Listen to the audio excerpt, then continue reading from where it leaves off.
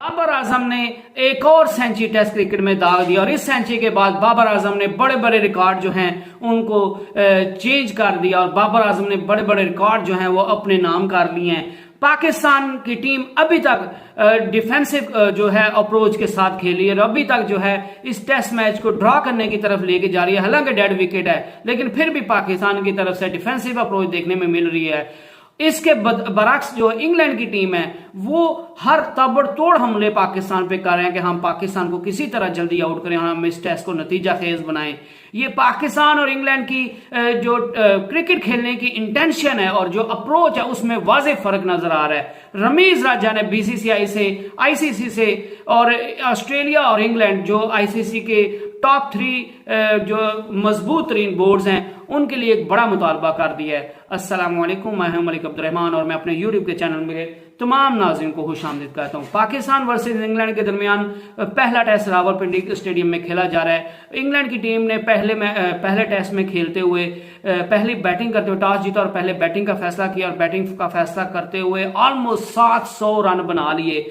और उसके जवाब में पाकिस्तान की टीम जो है वो 499 फॉर 7 विकेट्स पाकिस्तान ने गंवा दिया और पाकिस्तान 7 विकेटों के नुकसान पे 6 या 7 माजरे के साथ, अगर मैं गलती पे हूं 6 या 7 हैं, जो 499 रन पे पाकिस्तान पहुंच गया है। और उसमें जो बड़ा हाथ था वो इमामुल हक की जो है 100 का, अब्दुल्ला शफीक के 100 का और बाबर आजम की 100 का बड़ा हाथ था। ये वाहिद टेस्ट बन गया, पहली दफा कोई टेस्ट बना है जिसमें दोनों टीम्स की ओपनिंग इनिंग में फर्स्ट इनिंग में ओपनर्स ने 100 प्लस रन किए हैं। दोनों ओपनर्स ने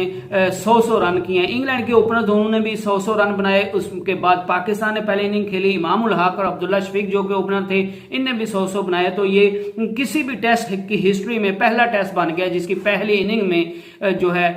चारों ओपनर जो हैं उनने 100 रन से ज्यादा बनाए हुए, 100 रन बनाए हो। इसके अलावा ये टेस्ट इस वजह से भी जो है वो रिकॉर्ड बुक्स का हिस्सा होगा क्योंकि ये टेस्ट जो है ये वाहिद टेस्ट बन गया है जिसमें ओपनर जो हैं उनने दोनों ओपनर ने 200 प्लस का जो है वो अपनी अपनी टीम को स्टार्टअप दिया है। इससे पहले जो है वो रिकॉर्ड जो था वो 3 जो थी ओपनर्स की तरफ से तो सेंचुरी थी, लेकिन एक ओपनर की सेंचुरी जो थी वो तीसरी इनिंग में थी। लेकिन ये पहला टेस्ट बन गया जिसमें चारों ओपनर जो हैं उनने पहली बैटिंग करते हुए पहली इनिंग में 100 रन बनाया। और आज की इनिंग के जो खास बात बाबर आजम जो है उनकी इनिंग थी और बाबर आजम ने इस जो सेंचुरी बनाई है इसकी बदौलत उनके इंटरनेशनल क्रिकेट में 27 सेंचुरियां हो गई हैं और वो एक्टिव जो क्रिकेटर्स हैं उनके साथ जो है एक्टिव क्रिकेटर में लीडिंग जो सेंचुरी स्कोरर हैं, सेंचुरी मेकर्स हैं, उनमें बाबर आजम का शुमार होना शुरू हो गया है। इसके अलावा बाबर आजम ने एक और रिकॉर्ड जो है वो बना लिया है, वो जो है वो डॉन ब्रैडमैन के बाद पहले बैट्समैन बन गए हैं जो जिनने 1000 प्लस टेस्ट में रन किए हैं और उन्होंने अपनी होम ग्राउंड में जिनका 87% से भी ज्यादा रन करने का रिकॉर्ड है। इसके पहले जो है वो सबसे पहले नंबर पे डॉन ब्रैडमैन है जिनका ऑलमोस्ट 96% है, 96% से भी अबव है उनका रिकॉर्ड जो है अपनी होम ग्राउंड में अपने मुल्क में टेस्ट में बैटिंग करने का 11 रन बनाने का। तो बाबर आजम ने आज 2 रिकॉर्ड तोड़े। एक तो वो लीडिंग एक्टिव क्रिकेटर्स में, लीडिंग सेंचुरी मेकर्स में उनका शुमार हो गया और दूसरा उनने जो डॉन ब्रैडमैन है उनके बाद दूसरे नंबर पे आ गए हैं जिनने अपनी होम कंडीशंस पे अपनी होम नेशन में टेस्ट क्रिकेट में सबसे ज्यादा एवरेज से रन बना लिए हैं। और ऑलमोस्ट जो है बाबर आजम वो 86 अबव की एवरेज के साथ अपने होम ग्राउंड में जो है वो टेस्ट रन बना रहे हैं। उसमें उनकी 35% जो है वो सेंचुरी बनाने की रेशियो है। तो ये आज के रिकॉर्ड्स थे। तो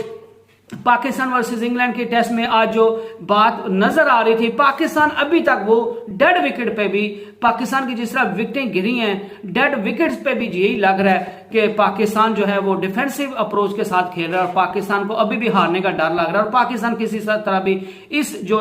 टेस्ट है इसको बचाने में लगा हुआ है। दूसरे बरक्स जो है इंग्लैंड की अप्रोच आप चेक करें, उनने एक वक्त था जब वो आया था जो है माजर के साथ मुझे नाम जहन में नहीं आ रहा, एक तो अब्दुल्ला शफीक था पाकिस्तान का ओपनर, एक साउथ शकील जब आया था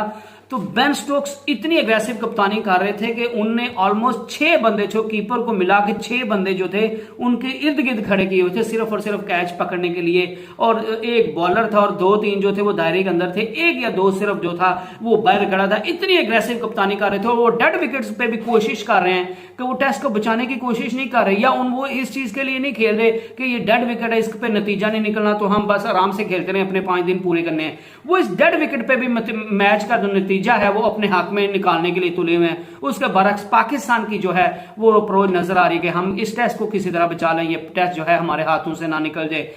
तो ये पाकिस्तान और इंग्लैंड की क्रिकेट में फर्क है, और पाकिस्तान को इस तरह की तर्ज सोच पे सोचना चाहिए और इसको तर्क करना चाहिए, और पाकिस्तान को भी अग्रेसिव जो है वो क्रिकेट की तरफ जाना चाहिए और मॉडर्न एरा की क्रिकेट खेलनी चाहिए। तो फिर ही पाकिस्तान जो है वो एक अजीम टीम बनेगी। इसके अलावा जो है ये टेस्ट मैच जो है वो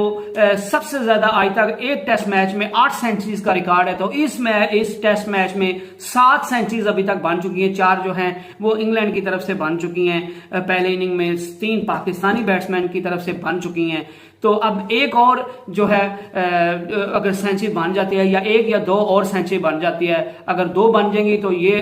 टेस्ट के क्रिकेट की हिस्ट्री का ये पहला टेस्ट होगा जिसमें 9 सेंचुरियां बनेंगी या 8 से ज्यादा सेंचुरियां बनेंगी, और अगर एक और बन जाती है तो पहले 2 दफा ये रिकॉर्ड हो चुका है, और ये जो है ये भी रिकॉर्ड का हिस्सा बनेगा, ये टेस्ट भी एक टेस्ट में 8 सेंचुरियों के साथ। इसके अलावा बात करेंगे कि रमीज राजा ने अब थोड़ा जो है वो लचक दिखाई, और थोड़ी लचक क्या दिखाने की बात है, उन्होंने थोड़ी अब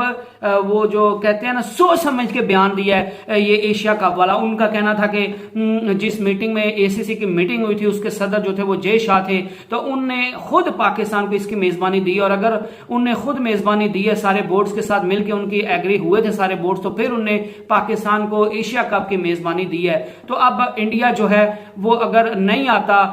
तो अगर वो नहीं आने खेलना नहीं चाहते थे पाकिस्तान में, या पाकिस्तान में उन्हें नहीं आना था, तो फिर उस टाइम पाकिस्तान को जो है मेजबानी देने की वो जरूरत क्या थी। पाकिस्तान अगर अब इस चीज से पीछे हटता है तो पाकिस्तान को बहुत नुकसान होगा। तो बाबर जो था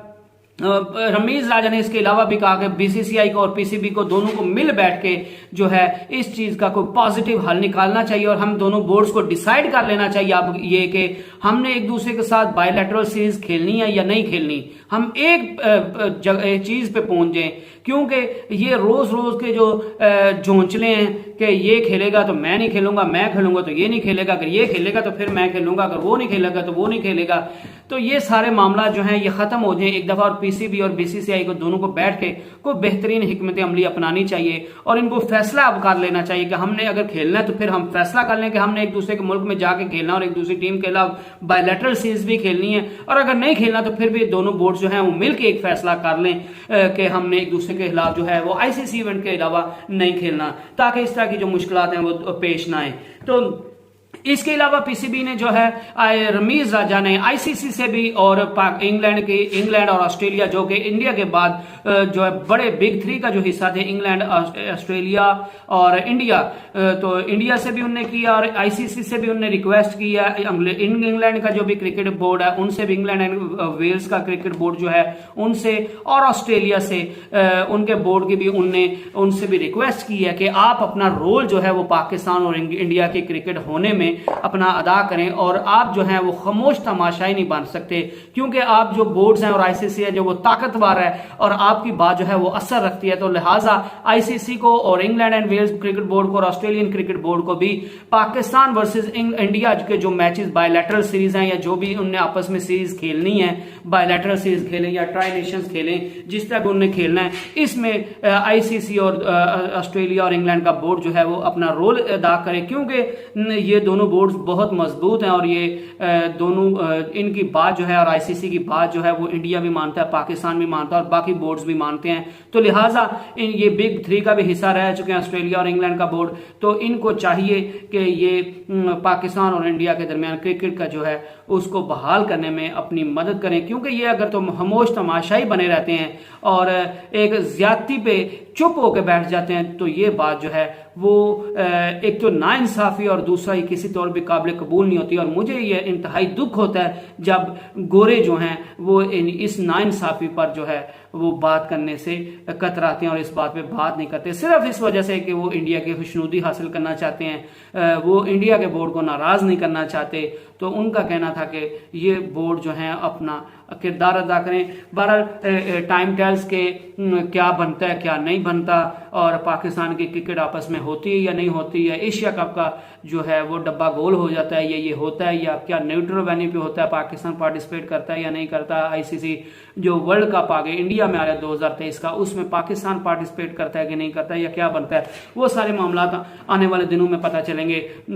बहरहाल हम तो अल्लाह से दुआई कर सकते हैं कि हर तरफ जो है हर चीज़ में अल्लाह पाक बेहतरी वाला मामला फरमाए। इसी के साथ मैं आपसे इजाज़त चाहता हूँ। Stay blessed and stay tuned. अल्लाह हाफिज़।